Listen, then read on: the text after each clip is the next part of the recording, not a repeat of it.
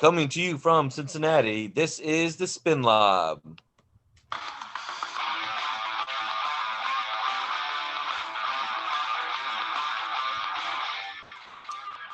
Welcome, everyone, to the Spin Lob, Season 2, Episode 4. A great discussion with Chad Packer. Having some volume issues, hold on. Great discussion with Chad Packer, head water polo referee in Ohio, as well as USA water polo referee for the Great Lakes Zone Division.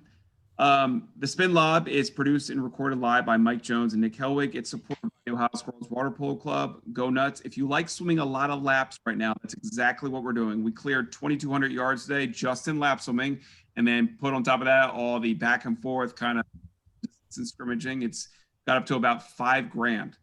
And also by Marlins Water Polo. For love of the game, there's Marlins Water Polo. The podcast is all about Ohio water polo and how we fit into the national scene. It's a combination of what is going on in Ohio, Midwest, and at the national level. So a quick update from Mr. Helwig. Nick, how is Ohio doing right now? So there's some pretty exciting news coming out of Ohio.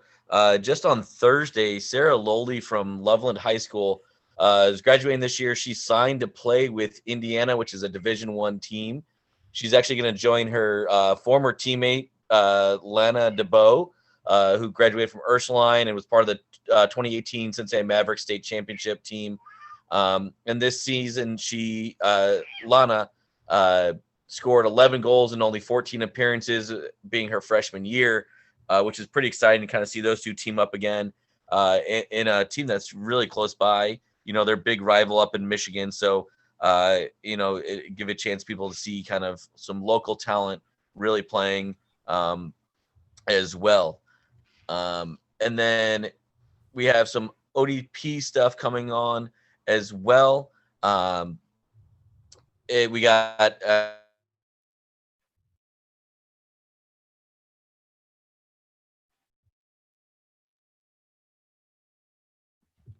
I think Nick bounced out a little bit. I think we're having a little bit of technical issues. So two camps for us. those. Go ahead, Nick. I was going to say both of those are being hosted at West Virginia University in Morgantown, way down south for us. Nick, can you back up like real quick? I think you dropped off. Can you kind of go over that again with ODP? Sure. In case I did kind of see that. So ODP boys is November 20th and December 19th. Girls is November 21st and December 20th.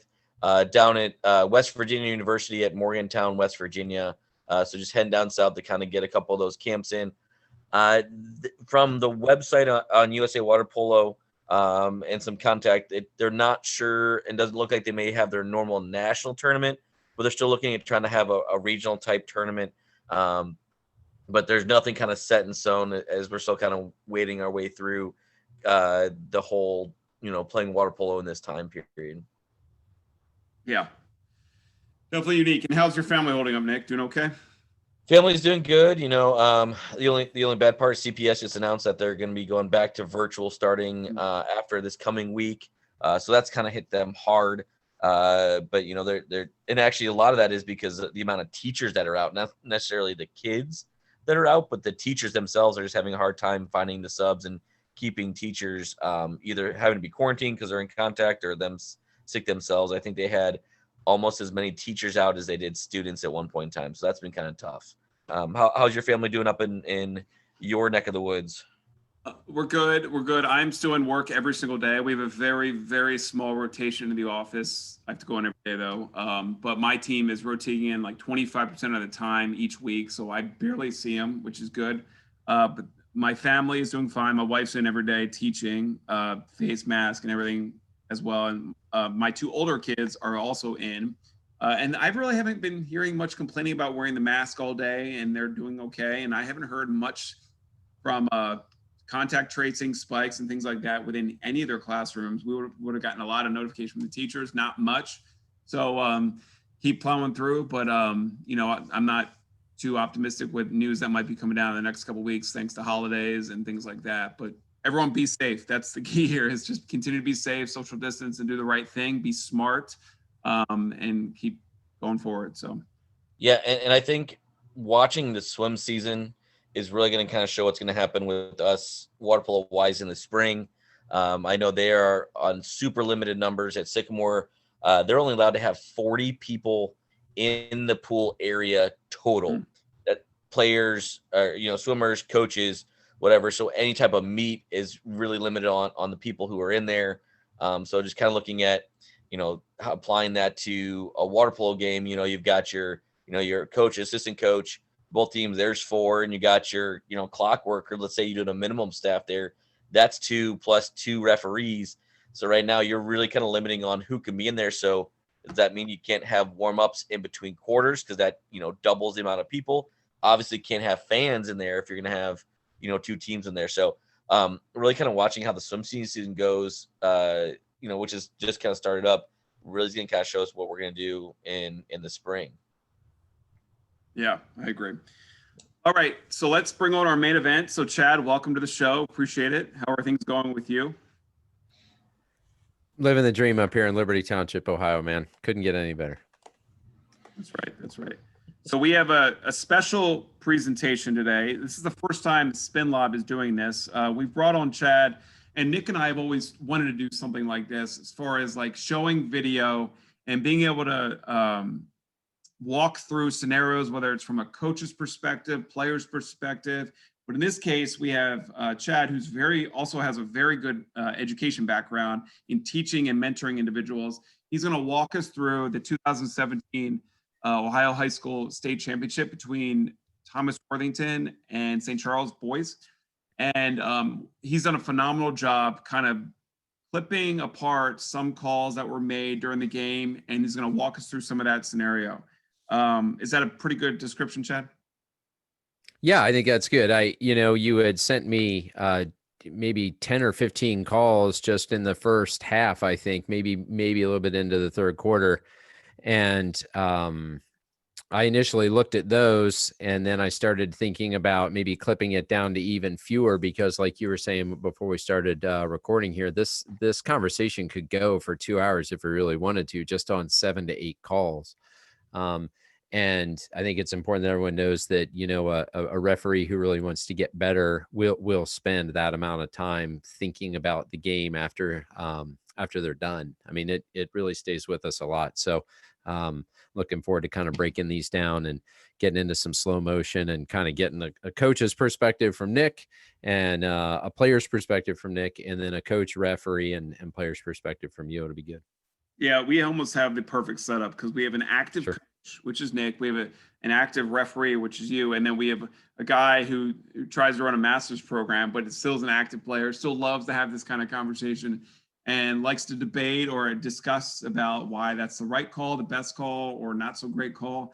And it's all what you see in the pool and peripherals and what you're watching for. And Chad, I will commend you. I've always enjoyed that kind of conversation. Same with you, Nick. We do it in practice all the time about what's the right call. And it is part of the game. It's a piece of the game I love so much. So yeah. So I'm going to go ahead and hit play, Chad, on the little triangle down here. And go ahead and feel free to start kicking this off. So what I think is important to be thinking about, and Mike, you and I even just exchanged a quick text, just in looking at every call individually, a game can appear differently than the actual feel of the game. So this is right off the sprint, this very first play, right? White just won the sprint. And so referees at this point are looking to maybe think about establishing what the physicality of the game is going to be, right? So ball comes into the center there. Greg Sanchez is on the far side. He makes a really good call if you think about it, because he has to look through several pairs, and you're going to see the left arm hook around and pull back while that player makes what appears to be a sweep steal with the right hand. The biggest thing here is, see, that left hand is just absolutely impeding that guy.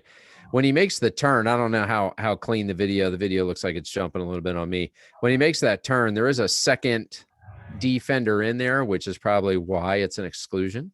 and not a penalty. This play, right, that player coming over helping from the 3-post over there. The other thing about this play is that I don't know if you can rewind it any bit, but the pass is perfect. I mean, this young man makes an incredible pass to start the game. He's probably amped up or whatever. If you can go a little bit farther back, you'll see that ball come in right where, and pause it right now. See that there is that white offensive player, and I don't know they're intentionally running a double post, but if they are running a double post, that is the only place that ball can go. And the defender goes to what I call the high side, right? So he's going all in on the steal. If the defender had reverse pivoted around, you're probably looking at an ordinary foul, if anything. But he goes to the high side, and when he does, if you press play, you'll see that left arm hook and then come through, which is a pretty easy exclusion. But I really like that Greg whistled that, like, oh geez, it's probably not even 6:45 in the game right here. Right. So fantastic call. Sets the tone super early, and everybody knows, yeah, we're not going to do that stuff. I think that's important for referees to jump in and whistle something early, not to look for it, but to, again, kind of establish a tone in a big championship game like this. These are two teams that are crosstown rivals, so they know each other. They've seen each other 5 or 6 times already here. So really good call to start the game. Yeah, Nick, what do you think about this? I mean, that's like Chad saying, it's especially from this angle, it is a very obvious call. He's got that left arm down. It's in the water. He's on the back side of him. That ball comes in on the opposite side. So like Chad said, unless he's doing that reverse pivot and going back behind the player to be between him and the goal, he just has now put himself in a very bad position to try to play any defense. And if your hand's down, that's going to be that easy call.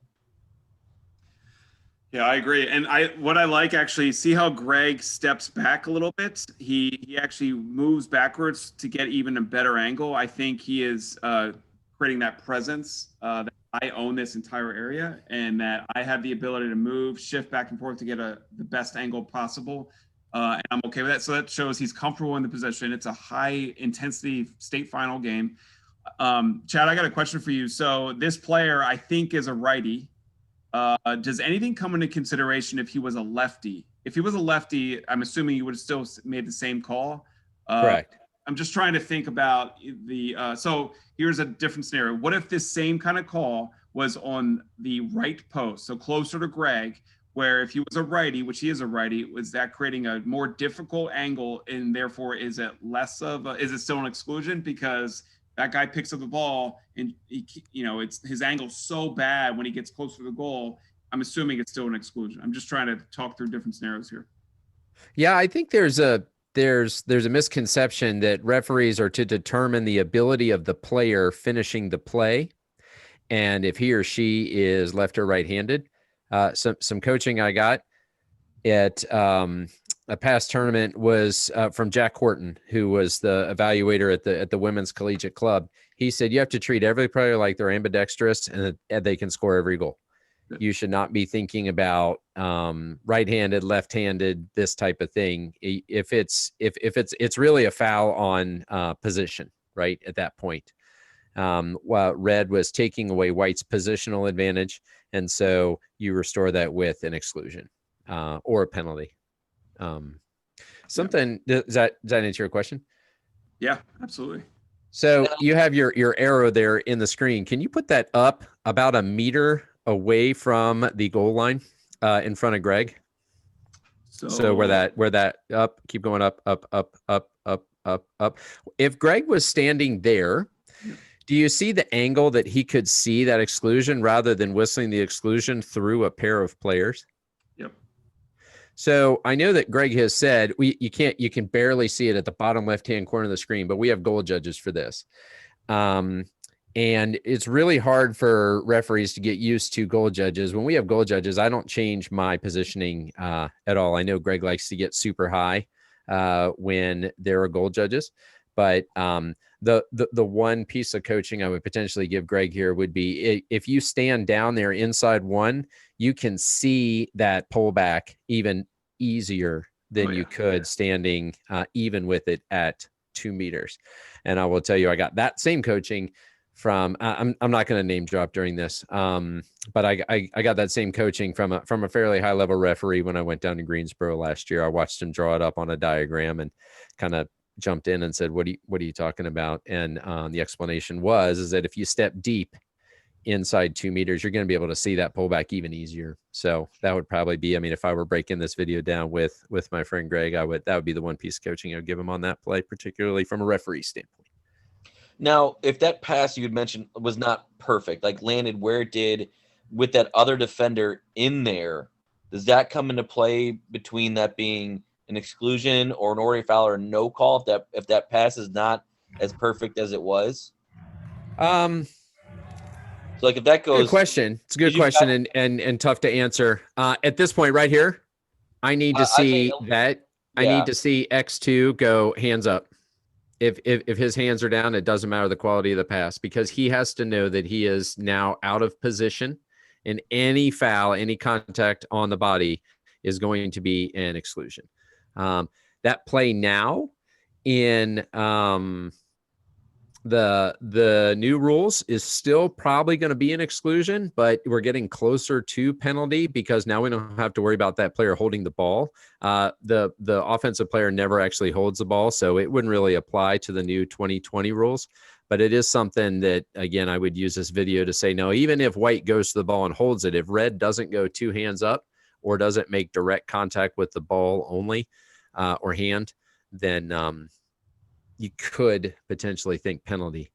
So I don't know if that answers your question, but I think there's a time in a referee's career, and I'm just going to use the masculine pronoun, when he stops going from the offense has to demonstrate something to the defense has to demonstrate that she is not fouling, right? Mm-hmm. So the onus goes from the offense showing that they're being fouled to the defense showing that they're not fouling. And I think I've kind of crossed over that bridge now to where I have to see the defense show, yeah, I'm out of position. If I go hands down, easy exclusion, easy penalty, something like that. So. And Chad, I like your remark about how Greg set a standard from the very beginning of the game. You're right. He wasn't looking for it. It was clearly obvious, but he made a quick whistle, emphatic whistle right off the bat, 12 seconds in. It might've been less than. Yeah. I think that set a pretty good tone that this is going to be a physical game. We need to keep it under control, or this is a game that we need to control, and this is how we're going to do it. And it's both coaches saw that whistle, and we go from there. So I like that a lot. So, all right, number 2. So the next one, Mike, is going to be your call. So I'll either let you walk us through it, or Nick, if you want to see it, you can make comments on it. See where Greg's standing there? That's exactly where he should be. And then he does step out a little bit when he eventually completes the exclusion mechanics, but he was inside too. So that was really good. All right. So this is it looks like an interference with a free throw. So yeah, it's going to be an ordinary foul right there. Yeah. Post ordinary foul, right.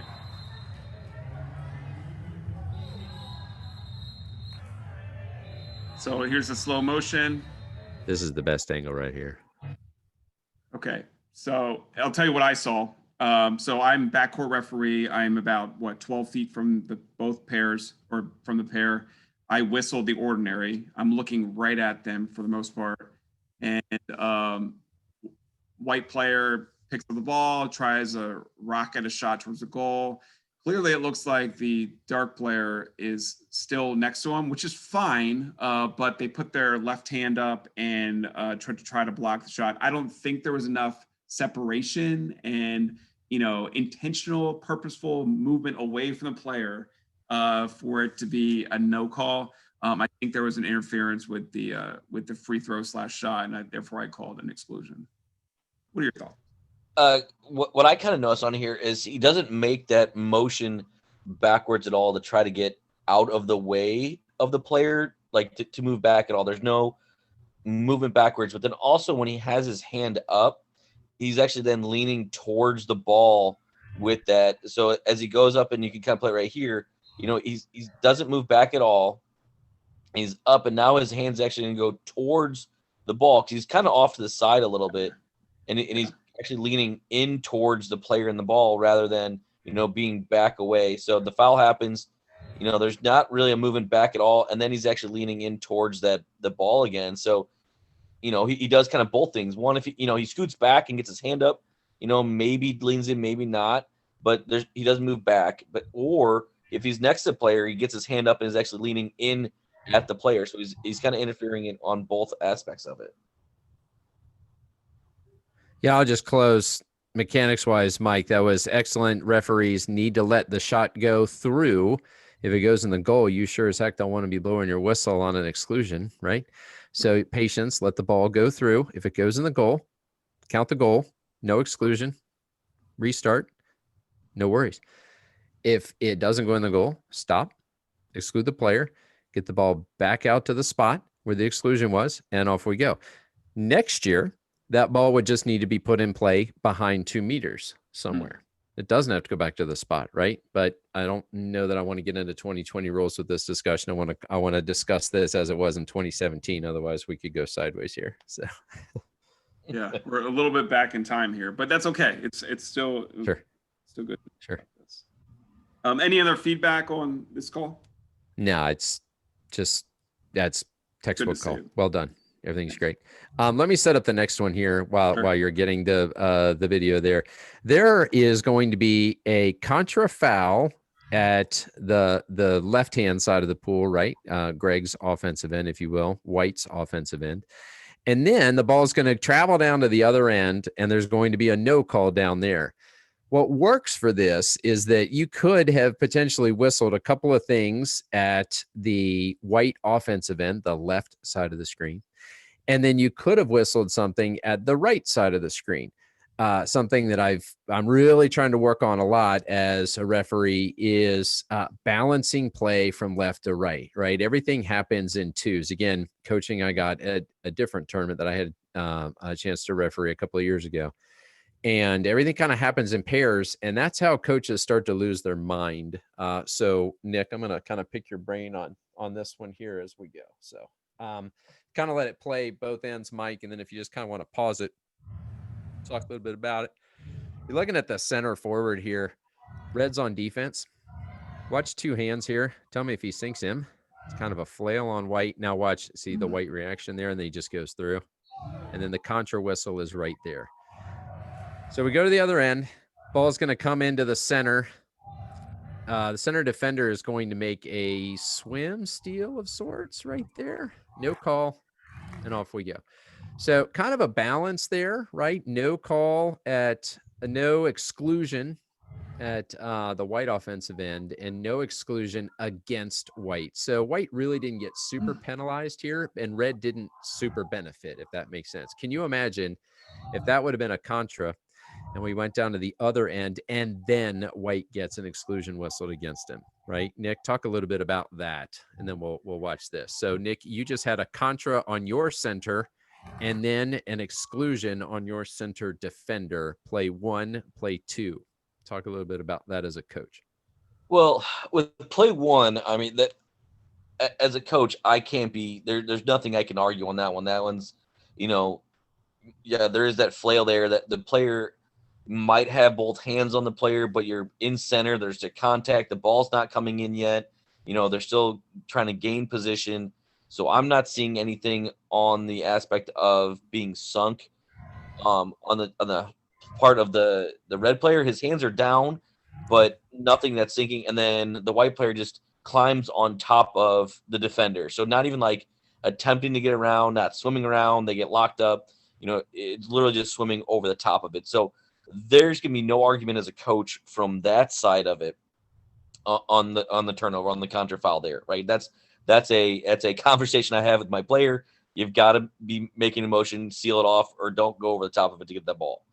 I think on the other end, when you get down to the other side, if that pass, honestly, if that pass is made better, my player, if I'm the white coach, is excluded. But that ball's high. He does make that sweep in there. He is behind him. So I could see that kick out being called because my player is behind the 2-meter guard, right? So he's now put himself in a bad position and is going over the top to make that, but he's able to kind of that ball's high enough that he can kind of do that. I honestly think I might have called that an injection because he is sinking the player with his left hand before he gets that. Yeah. He's like leaning on that shoulder. So yeah, I'd be angry that we get a contra foul than an ejection. At the same time, my players would put them in the bad position to do that.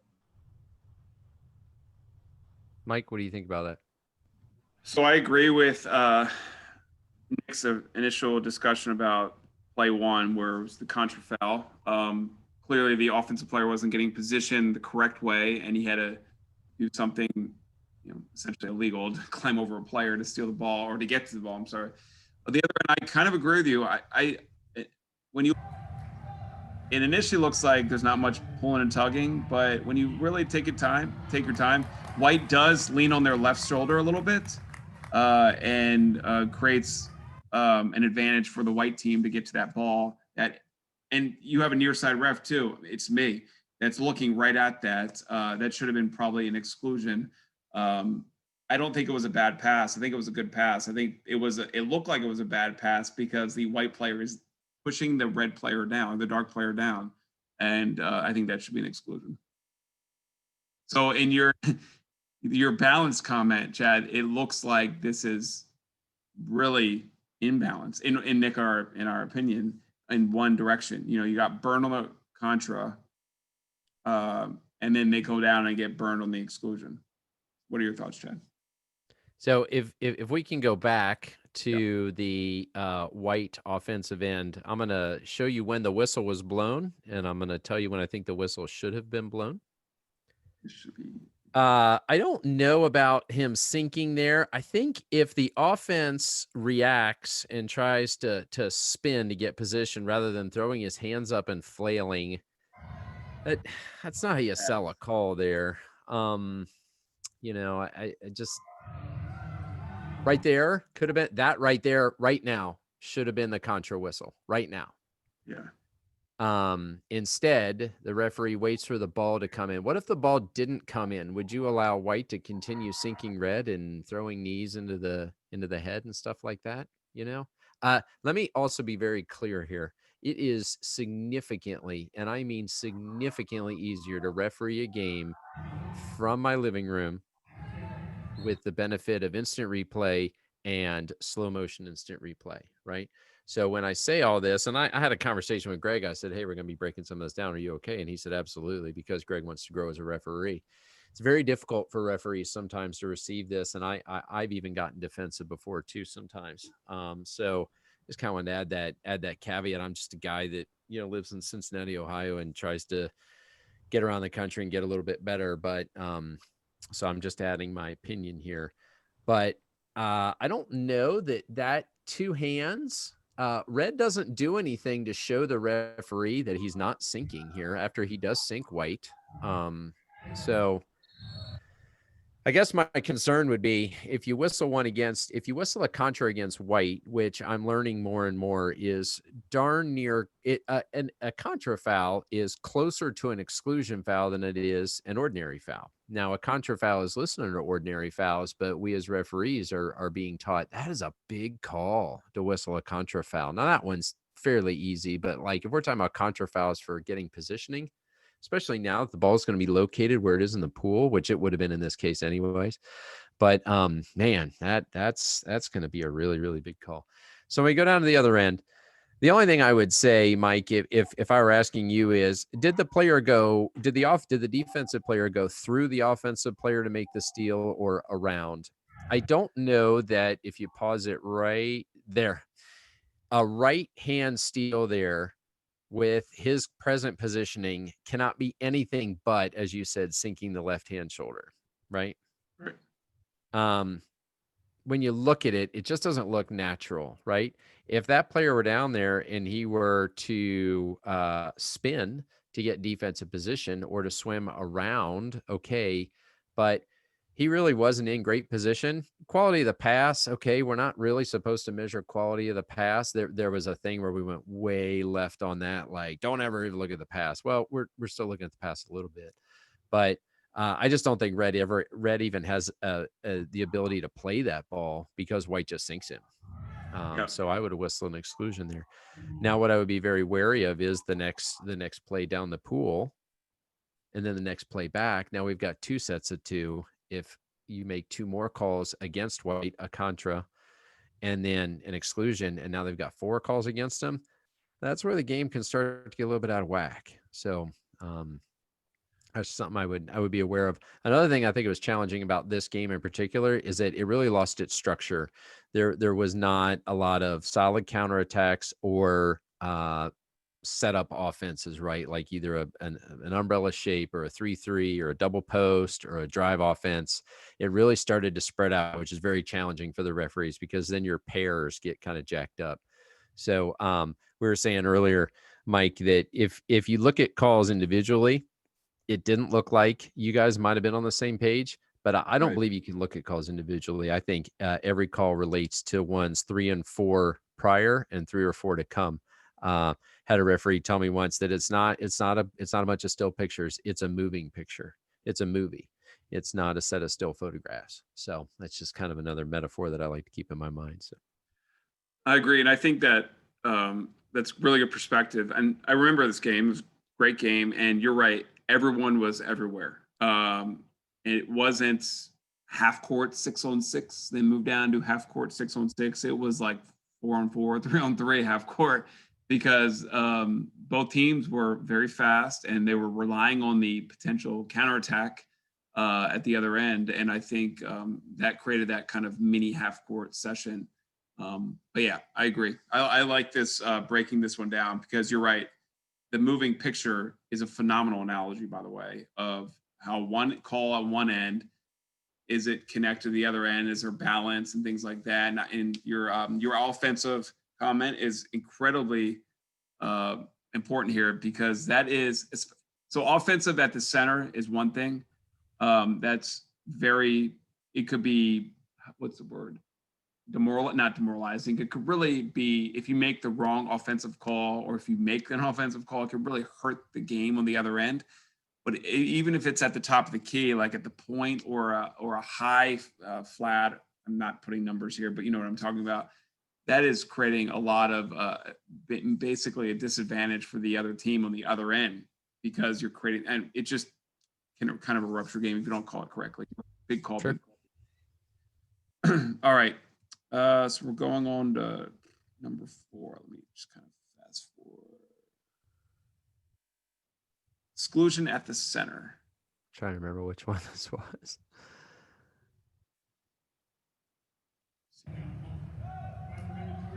Oh yeah, this is a pretty easy call.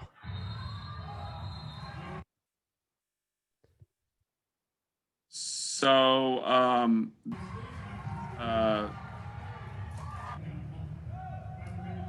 player's got slightly inside water and continues to go with it, the ball inside water.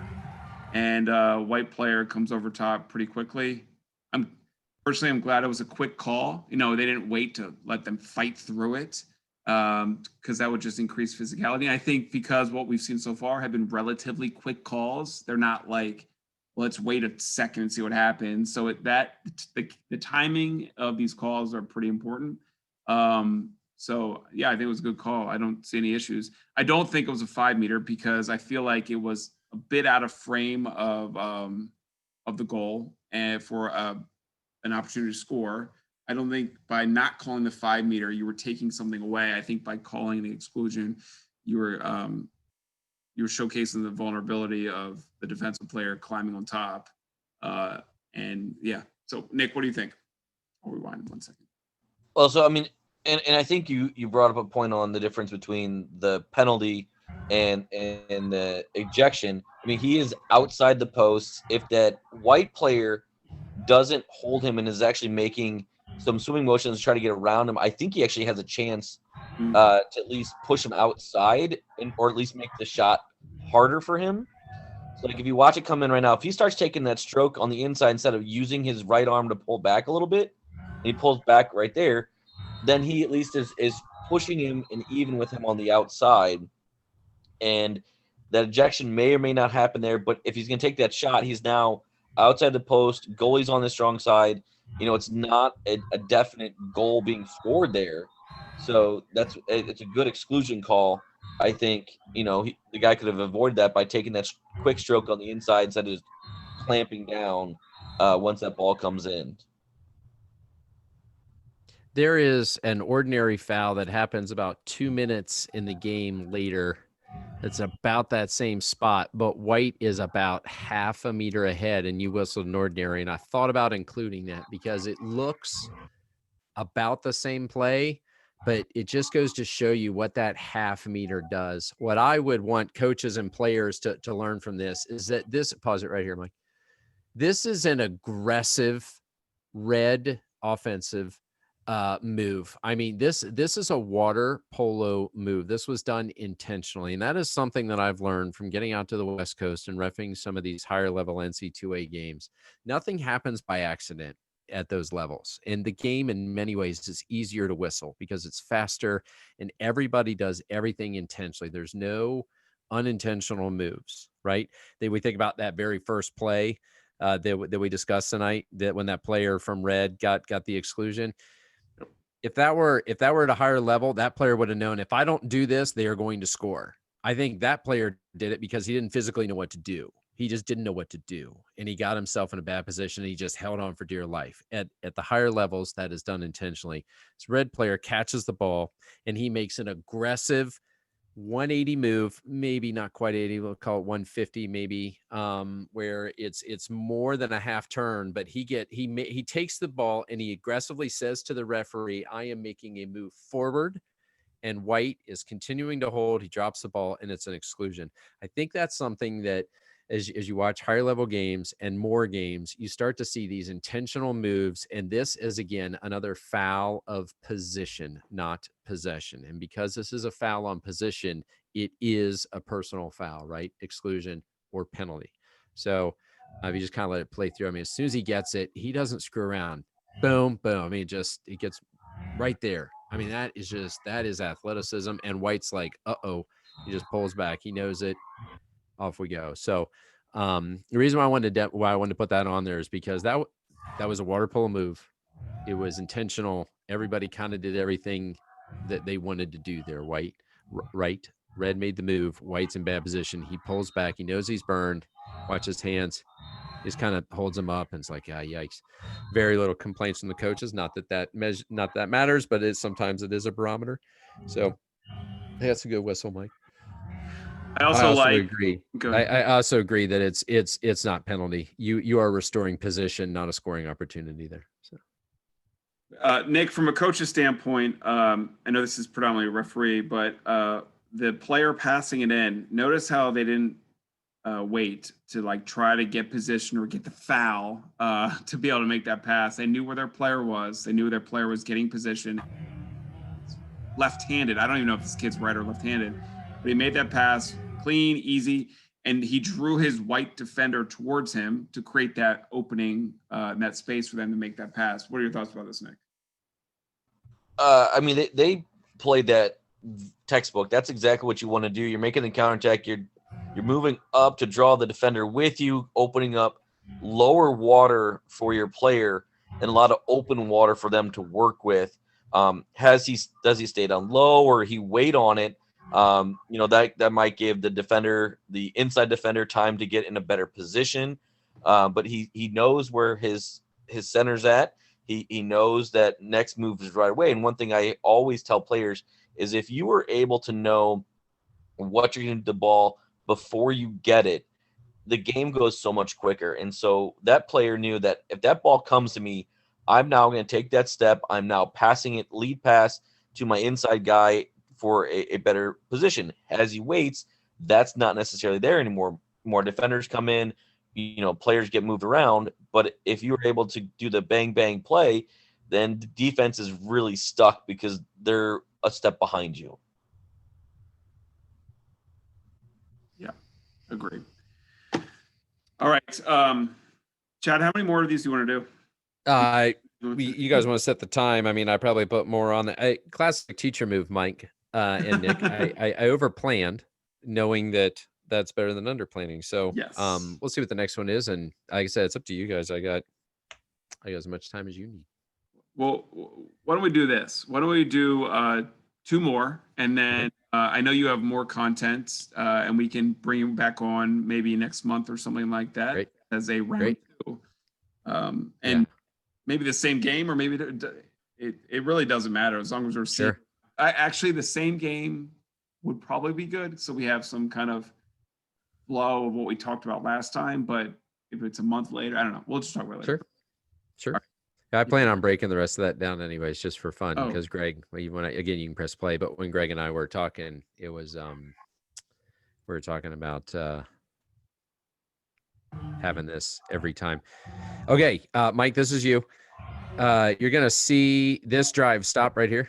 You're gonna see that drive right there that's coming at the 2 position. You did not whistle the exclusion here. You whistled the exclusion right. He tries to spin. You whistled it there. Like your positioning a lot. I think you're deep down there. You got your body turned towards the 1, 2, 3 positions, which is kind of what you're watching. So that was really good. But if you play it, just play the next 2, you'll see what I'm talking about. And I'll just kind of talk through, and we don't have to spend a ton of time on this.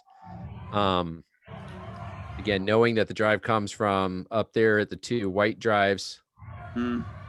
I think that's the exclusion right there. That's the impeding, because that whistle wasn't called yet. So he lost position.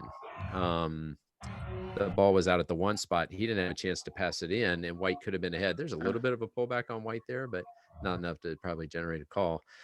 Hard part here is that you're watching the 1 position. But again, you're going to see that player dives under and should have been whistled for the exclusion there. Thankfully, you caught him the second time here as well. So it ended up working out just fine. But like I said, we can go quickly through that one if you want. But that's one of those where I think the more games you watch and the more fast games you get a chance to whistle, you see that initial one and you whistle it. Very tough in Ohio high school because you don't get a lot of fast quality games.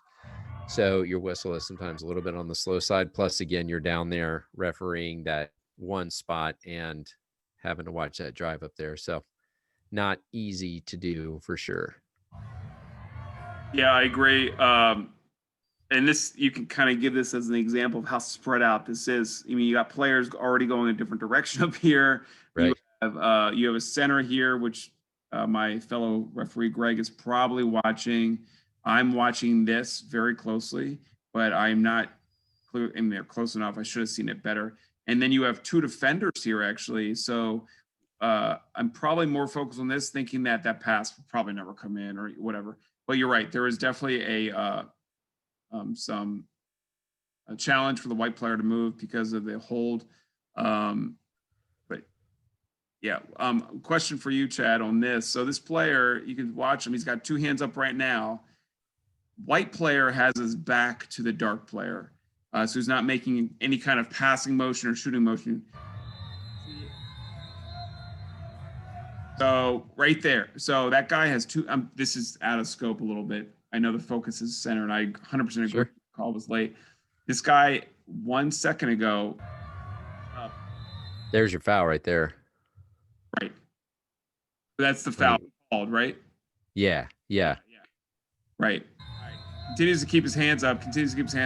I guess it didn't really interfere play. Okay. No. Yeah. On the, I see where you're going. You're looking at interference there. Right. It didn't. Yeah. Yeah. Nick, what do you think about this? I mean, I agree with the calls on that one. You know, like the ejections in there. You know, it gets called a little late on that, but it could be, you know, you're driving through that, he makes that move, the guy kind of goes down, but at the same time, if you're kind of watching that, you know, the left arm of that white player does kind of nail the red player as he's swimming. So you could say, okay, well, both of them are moving, but then at the same time as the red player then will duck back under again and kind of impede from that one as the white tries to keep going. And then you can kind of see that he's kind of wrapped up. And so that he does make that spin, is trying to make that spin. He's being held back right there. You know, so had red continued to move backwards and kept moving, I don't think that the ejection may or may not have been as clear cut. Because I think both of them on that drive are kind of in that same tussle where there's not a necessarily, at least from what I'm seeing, a one person using the other player to gain an advantage. Mike, if you can go back to the very first initial drive, you will see that white gets about a meter ahead and red is behind. And red immediately put himself in a bad spot. So he caught up to him by ducking under and impeding. Watch, he's going to get right there. Look at that. Look at that spacing right there. Did you see that initial space? Yeah, we were going back a little bit less Sure. than that. So I was seeing that second pull, which was right there. Look at that. Look at that spacing so, right there. Actually, so the ejection should have happened way further back because there's no way that player makes that up without yanking backwards on the player. Correct. Right. Yeah. Because red actually started to anticipate, because again, Greg talks about this a lot. I would also like to note Greg's position here is excellent. We know that red is traditionally a counterattack team. So they are going to get caught with their hips sometimes in the wrong position because their hips are towards their own offensive or towards their own defensive goal, ready to counterattack. I mean, they are ready to go. Everybody's going. That's why you were saying, Mike, look, red's already going that way. They're already anticipating the steal here, which leads to a lot of, when you get back over your hips and pull back, like you said, Nick, that's how he got the position back. The other thing for referees is when you see an extreme change of position, something happened. You're right. She pulled on her suit. She did. Right. He kicked off. He pulled back. He held. I mean, when you see those extreme change of positions here, like, again, look at that separation right there. Boom. There's a pullback. There's an impeding. Thankfully, again, white gets good position and pulls, and Mike's able to whistle it. But really good position from Greg again. Just want to point that out. That's really good. He's a model. Look at him. He's just standing over there, like his hands in his pockets. Yeah, he whistles a good game. You guys whistled a good game. I watched the whole thing. You guys called a good game. Not an easy game to ref and very intense. So, yeah. Okay. So this one, if I can remember correctly, you can go ahead and press play. I'll remember as it pops up just to make sure I'm tracking the right one here. That I remember this one. This is it. This is what I was talking about. So this is exactly what I was talking about. Remember I said there's a play like 2 minutes later where you whistled an ordinary. Look at how similar this play is to the one that we talked about 2 plays ago where you whistled an exclusion. See how white's a little bit ahead there? Yes. And red goes to make the turn just like he did last time, but white's ahead of him. You see that pullback right there? Yep. But look, see, he's even with him and he's farther away from the goal. That's why it's an ordinary, right? Which goes, positioning is everything, right? White was no farther ahead than maybe 2 feet than the last time. Last time it was a clear exclusion because he pulled from behind. This one, he was even. And you are restoring possession here. So this was the call I was talking about. I was thinking about putting on there, but I wasn't sure if I should. So this is it. And I don't even think I did too much with that. I think we can just watch that through and then do one more if you want, unless you guys got to jump off here. So, but I think this is the one where I was talking about where it looks basically the same, doesn't it? Like I say, you just keep that guy playing. But I think it's a good. I think it was a good exclusion the first time, and I think it was the correct ordinary that time. So the biggest difference is, Chad, and I want to pause it so the sound goes away. The first one where the guy climbed over top a little bit after the water polo move, right, was the return of position. This one is just the return of possession. Is that right? Correct. Yes. Positional is a personal foul, and then possession is just simply just restoring possession with an ordinary foul. Okay. Good. I think the next one is that ball under that we were talking about, I think. Ooh, ball under. I love this call. I think this is where I get most of my warnings. Oh, it's not. It's not. Well, isn't it? We'll save that for next time. All right. So this is the topic is no exclusion, semicolon, ordinary only. So Greg's going to position the ball there. You're going to see it come through the middle, and he whistles an ordinary. It's going to come right there. Yeah, right at the top there. Look at. Oh, I even put in some cool graphics here. Let it play through a little bit further. Again, you got a player that's beat and chooses to stay on the high side. Watch his left hand sink and go down. The slow motion will really get it. Hopefully it doesn't pixelate too much. Watch that left hand sink. He goes down, he goes up. You see what I did with the arrows there? You can color anything you want to now with technology. It's amazing. But the next place when we were talking about. See that? See him go down to get that ball? Yeah. And you see red, the defense is behind the offense. That has to be an exclusion. I'm not sure why that would be an ordinary foul, except that we're judging the quality of the pass was kind of even. It wasn't ahead. But what else do you want the offense to do? What can the offense do there? Right? I mean, what from a referee standpoint, if the onus is on the defense, what else do you want the offense to do? That's what I'll say to referees sometimes. What else would you have wanted the offensive to do there? He drives, he's enough ahead. He can't go play that ball because red is behind and sinks with the left arm. What else do you want for that to be an exclusion is the question I would ask a referee and have him or her reflect on that. But you can see that sink down and red goes up. So I'm not really sure. I would be curious to see what Greg thought about that. If it is a quality of pass, okay. I mean, we can talk about that, but I would want to also ask the question, what else do you want the offense to do? And that's something, Nick, I think you and I have talked about before. Like what else, Nick, what else from you're down on the right end part of the screen coaching, and you come over to me and say, what else does my guy have to do? What answer would satisfy you on that? I don't know if there would be on this one. Like my player, if I'm the white coach, has obvious position. The defender's behind him. There's open water in front of him. There's no one between him and the goalie. And any further in, that goalie's out. And so that pass, I think, is actually a pretty decent pass for where it's at.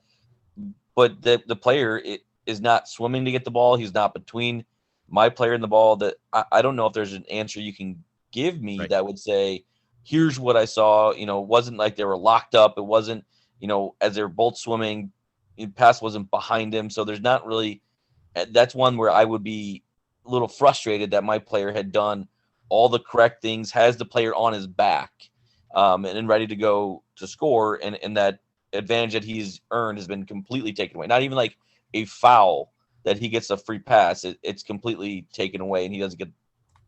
We lose the ball. Yeah, I agree.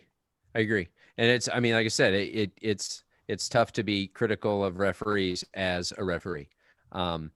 You can say, well, he's watching the pair at his feet. You could say this pool is very wide. You could say a variety of things. But if you watch red drive in behind white and never take that extra stroke to get in front, red is intentionally playing behind. And because he's playing behind, he is looking for a steal of anything behind him. If it's ahead of him, he's got to go hands up, I think.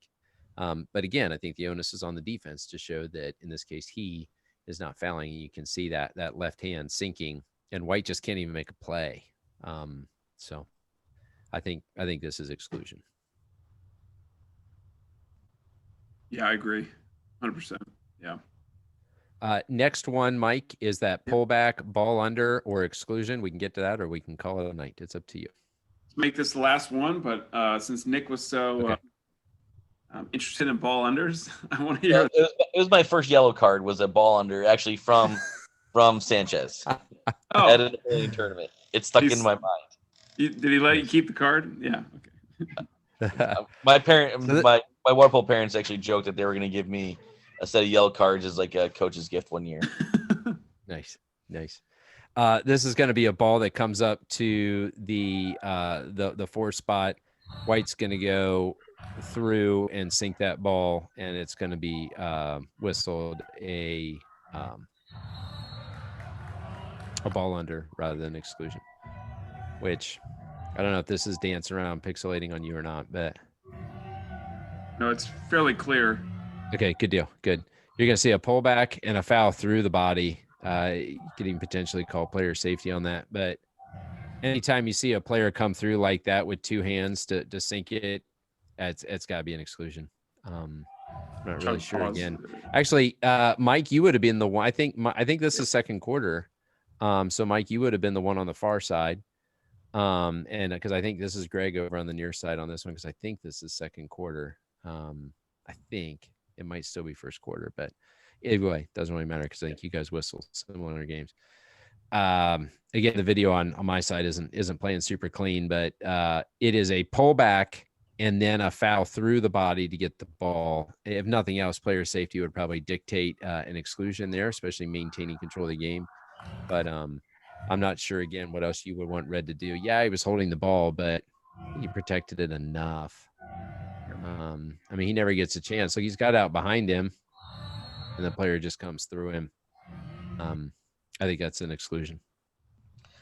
I mean, yeah, I think one time we've even talked about this, Chad, before, is that the only way that player gets the ball is by contacting heavily the player's shoulder, player's head. Like, he's got it protected very nicely. He's holding it, yes, but like there's nothing else he can do except for let go of the ball.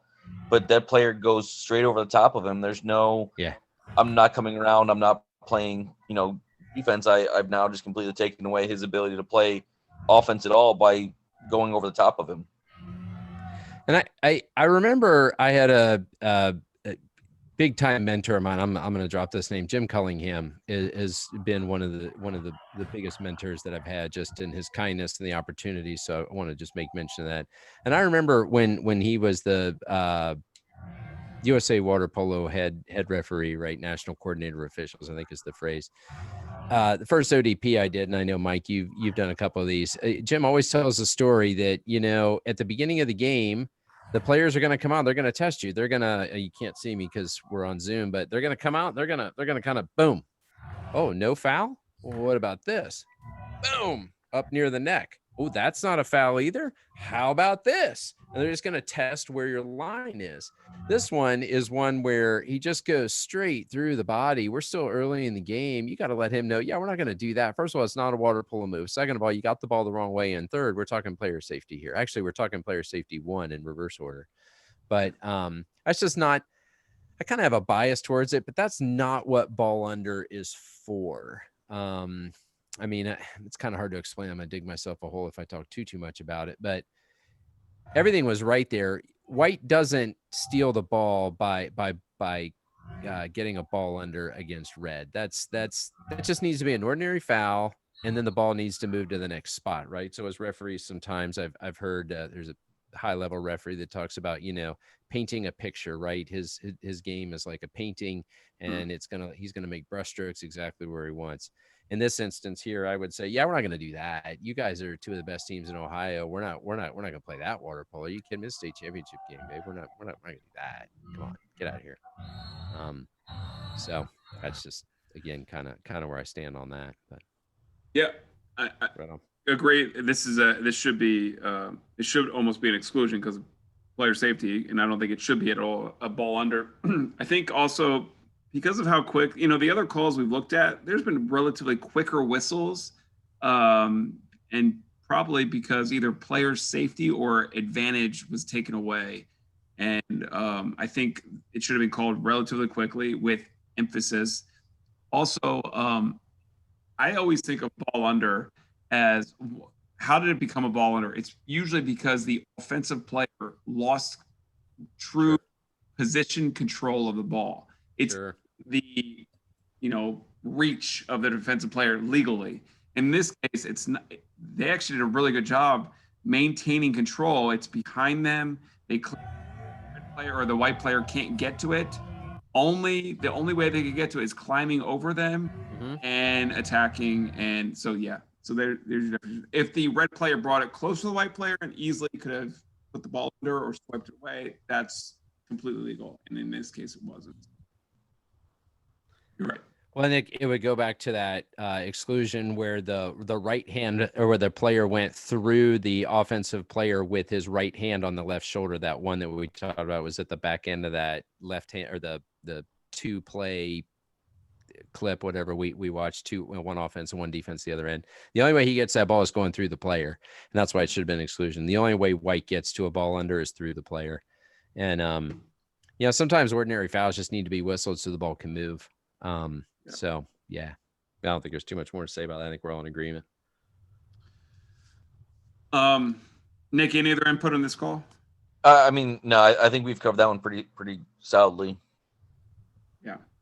Yeah, it's a really good scenario to look at the definition of what's a ball under, what's not a ball under, and what's player safety and what's not player safety too. So, Chad, we're gonna go ahead and remove you from the call or Gotcha. let you go and finish your evening. Nick and I are so gracious of the time you put into making these clips. I hope you're able to use this in future education with referees or players or coaches or whatever it might be. I think the breakdown is good. I think the discussion is even better because we're seeing different perspectives from coach, player, ref, whatever you want to call it. And that's driving the education, not just watching a film. It's watching a film and then having the conversation. So I think there is added bonus by having you on. And I think we broke it down fairly well on the things we saw. Any other closing remarks, Chad, before we let you go? No, I appreciate the opportunity to do this. Obviously, I put a plug in. I appreciate what you guys are doing with this. I think it's very important for referees to watch level games at which they are going to be refereeing, right? We can watch National League games and we can watch, European League games. Those players are just so far above what we're going to see. It's better to watch high level, mid-range high school games because I think that's how you get better. Unfortunately, there aren't a ton out there, but certainly appreciate Mallory for posting this so we get a chance to look at this. And I mean, these were two of the probably three best teams. I don't really remember particularly in 2017, but two well-coached teams, an incredibly exciting game. And I would like to say again one more time that I think you and Greg, initially when you look at calls in a silo, game can look a little differently. But when I watched the game entirely the first time through and was making notes, I think you guys made very consistent calls. That was a very well-refereed games. Of course, you want to call back here or there, but with the added benefit of instant replay and different angles, and you can watch whatever pair you want instead of the 3 or 4 that you're going to need to watch. But I think you guys whistled a hell of a game, and I just want to say that out loud. So I would love to come back on and continue talking about this. Nick, I always get better when you push back, and Mike, when you ask me questions and push back as well, and maybe give me affirmations here or there. I think that's how we all grow. So I appreciate you guys having me on, and I look forward to seeing you guys next time. Thanks, Chad.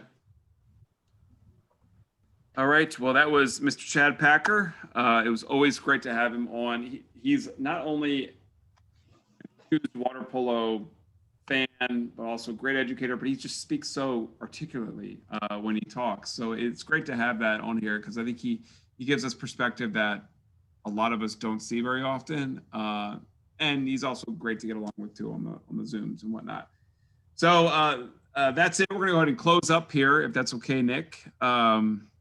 So the Spin Lob is produced and recorded live by Mike Jones and Nick Helwig. It's supported by the Ohio Squirrels Water Polo Club. You're never too old to get into the game. Go nuts. And also by Marlins Water Polo. For the love of the game, there is Marlins Water Polo. And our theme music is produced by Jason Shaw at audioandautics.com. See you next time on the Spin Lob.